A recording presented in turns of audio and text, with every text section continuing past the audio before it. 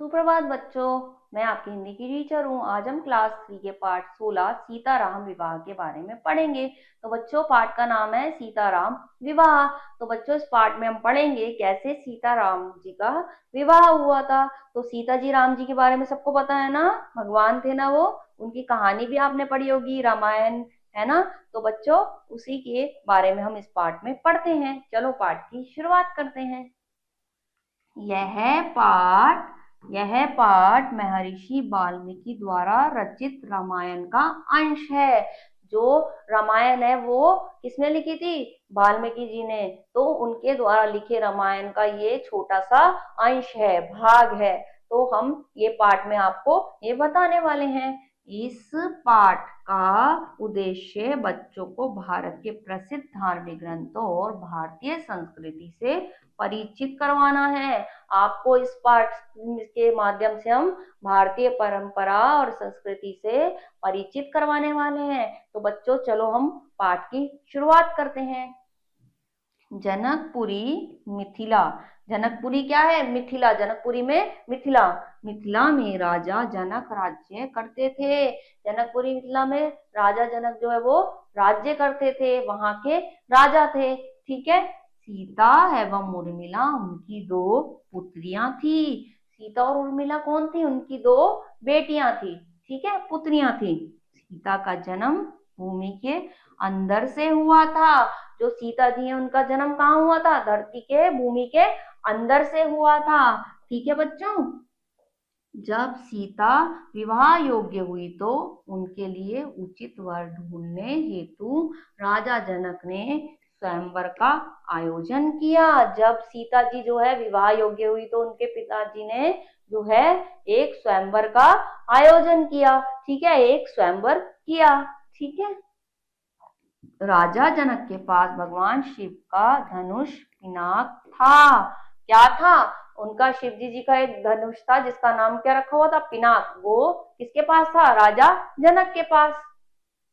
जिसे एक बार सीता ने खेल खेल में उठा लिया था। जिसे क्या हुआ था? एक बार सीता जी ने खेल खेल में, मजे मजे में उठा लिया था। ठीक है। तभी राजा जनक ने यह प्रतिज्ञा की थी कि जो इस धनुष को उठाकर इसकी प्रत्यंचा चढ़ा देगा उसी से सीता का विवाह संपन्न होगा। तभी से जो राजा जनक है उन्होंने तय कर लिया था कि जो इस धनुष को उठा के तोड़ देगा उसी से सीता जी का विवाह होगा। ठीक है। राजा जनक ने उसी दिन से यह तय कर लिया था।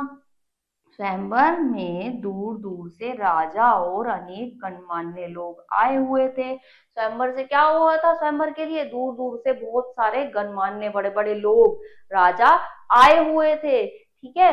उस स्वयंवर में महामुनि विश्वामित्र के साथ राम लक्ष्मण भी उपस्थित थे। कौन वहां पे उपस्थित थे? राम लक्ष्मण जी भी उपस्थित थे। किसमें? उस स्वयंवर में। ठीक है। तो वहां पे वो आए हुए थे। राजा जनक ने अपनी प्रतिज्ञा के विषय में स्वयंवर में उपस्थित लोगों को बताया। राजा जनक ने क्या करा? स्वयंवर में जो उपस्थित लोग हैं सबको अपनी प्रतिज्ञा के बारे में बताया कि जो इस धनुष को उठाएगा और तोड़ेगा मैं उसी से अपनी पुत्री का विवाह करूंगा। ठीक है। सभी उपस्थित राजा एक एक करके उठे और धनुष को उठाने का प्रयास किया। सभी राजा जो है एक एक करके उठे और उस धनुष को उठाने का प्रयास किया, कोशिश की।